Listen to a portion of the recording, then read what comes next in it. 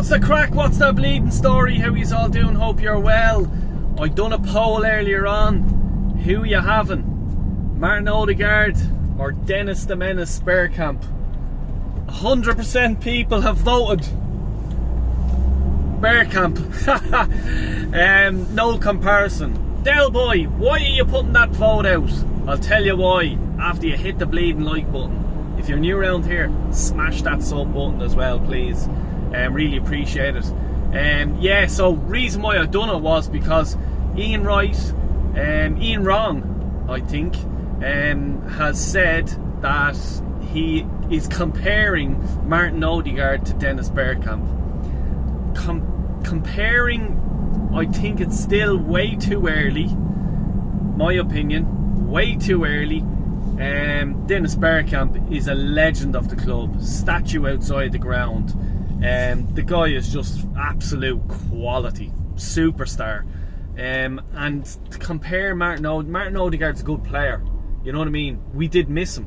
100% Arsenal missed him while he was injured. I'm not saying that at all. But Jesus Christ, relax in comparing him to one of the greatest ever players to play for Arsenal. And he's up there. Bergkamp is up there. Could be in the top 5 of Arsenal supporters. You know, and just Ian Wright is fucking annoying me, like, you know, saying this, like, you know, comparing them. And then another fucking idiot that was on the show, I'm not even going to name the show to you that was on, but another woman commentator or whatever was just there. Oh yeah, like, you know, I compare him to Dennis Bergkamp as well, and I'm just going, Jesus Christ, why are we listening to this shite, you know? But anyway, I'll move on. And here, if you see the vote as well, throw in your vote. And I know after this now, some smart arse will put in Odegaard. But hey ho, I got what I needed out of it, because I just thought, am I going mad or what's the bleeding story? Anyway, in other news, Ethan Ranieri, Arsenal are looking to tie the young fella down to a contract, a long contract. It's high priority. Fabrizio Romano has been out giving his say, and he says, yeah, Arsenal are looking to really hold on to the kid, and rightly so. You know, the one thing I will say is I don't want to see him on 150 grand a week and given the number 14 shirt or whatever, you know what I mean? Like, Jesus Christ, relax, give him a few quid, all for that.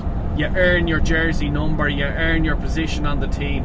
And in fairness to Arteta, I think Arteta, and I'm going to give him credit, I think he's handling them well. Because, you know, you don't just throw him in and fucking expect him to start every game and stuff like this.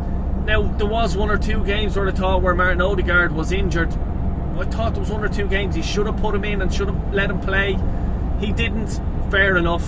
I'm sure he'll get his games in a starting role in like the FA Cup, the Carabao Cup and stuff like that. And hopefully we do beat Sporting tonight and we qualify automatically straight away real quick and give him a few European games as well. We'll talk about that in a few minutes.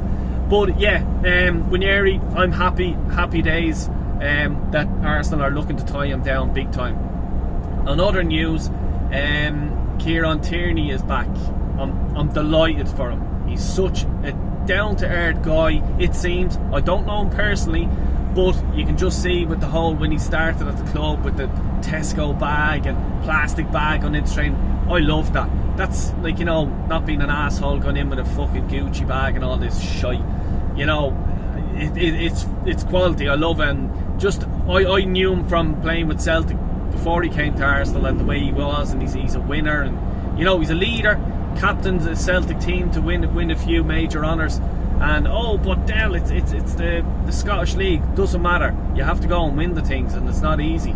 Anyway, and like, you know, not just with Kieran Tierney, but the squad itself. Anyone who has travelled, Arteta has said, anyone that's on the plane is 100% fit to play in the game or be part of it. Kieran Tierney's on the plane. You know, am I expecting him to play tonight? No. He will not play tonight. I can't see it. Maybe towards the end of the game, if Arsenal are winning 2-0, you know, they need to throw on a sub or something like that, a defensive sort of minded sub. Yeah, happy days. You know what I mean? I'd love to see him on, but for some reason, and I suppose rightly so, he's going to start with the back four that bet Nottingham Forest the weekend. They didn't concede a goal. You're not going to change that just for the sake of, oh, Kieran Tierney's back, let's hand out free, starting positions. What else do I have down? Arteta was asked about Roy Carey's Victor.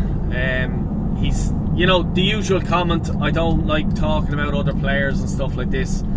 That's fair enough. You were always going to get that. It's going to be interesting tonight to see how well, or does he play well against Arsenal. We are highly linked with him, along with United and maybe one or two other teams in the Premier League. So let's see what happens. But to be honest with you, I am a bit nervous about playing against him tonight, because as I said yesterday, it's always the players that we're flirting with, they're flirting with us. He'll absolutely annihilate us. Hopefully not. I'm hopeful that Saliba and Gabriel one of them can probably man mark him, if that's the sort of route that we are going to go down. Zone mark him, whatever you do. But there's no reason why they can't. You know what I mean? We've done it. Gabriel has done it against Haaland, one of the best strikers in the world at the minute. So why can't we do it against Roy Carey's? So interesting to see. Hopefully he doesn't get a fucking sniff of a ball, but if he gets one-on-one, and David Raya has said it in the press conference, he says he's really good at one-on-ones. If that happens, I just hope Raya doesn't bottle it and take him out and it's a penalty or something like that, but just stands his ground and get the save or get the clearance. My predictions for today's game, my starting prediction, since everyone is fully fit apart from Ben White and Tomiyasu, they're the only two in the squad. It's going to be the back four that played on Saturday, as I said. Calafiori on the left, Gabriel, Saliba and Timber on the right, which is a team that I would have picked myself. You have to go there. Now, midfield, what's going to happen? Jorginho started in the midfield role. Thomas Partey came on. This is on Saturday. Declan Rice didn't start. Is Declan Rice okay to start? Well, according to Mikel Arteta, he said that everyone is fit. Whoever was on the plane is fit to play. So for me, Declan Rice will be starting. Thomas Partey has been arguably one of our best players of the season so far. He starts for me. Declan Rice and Thomas Partey. And then I'm going to go with... I'll go to the right wing with Saka, Odegaard. Now, I'm thinking Trossard, Martinelli here. Trossard, no, I'm starting Martinelli. Reason why I'm starting Martinelli is because Trossard hasn't... let's be honest about it, he hasn't played well. To his standards, you know what I mean, lately. And he just seems to be this impact sub. I've said it ages ago, he is the type of player that's like Solskjaer that was for United. He's always better when he comes off the bench. He's a chip in his shoulder and he wants to prove Arteta, you should have started me. Well, I'm sorry, mate, we have started you. Arteta has started you. You know what I mean? You haven't come across with the goods. Go out with a chip in your shoulder and go and try and score goals, because I want you to score goals tonight. Believe it. Believe it or believe it not, 100%. So for me, yeah, that definitely going to be that. And obviously then I'm going with Kai Havertz up front. So he's nicely rested. He done well on the international breaks for Germany. He got a few. I think he scored a few goals as well. So he should be nice and fresh and ready to rock and roll for Arsenal. So look, let's see what happens. My score prediction, it's going to be tough away. Sporting are 6 points clear at the top of the table. Dell, stop beating around the bush and trying to think and talk of us at the same time. I'm going to go 1-1. I just think Roy Carey is going to score because he's on fire. But I think we can do one. I think Havertz, yeah, I'm going to go for it. I'm going to go for Havertz.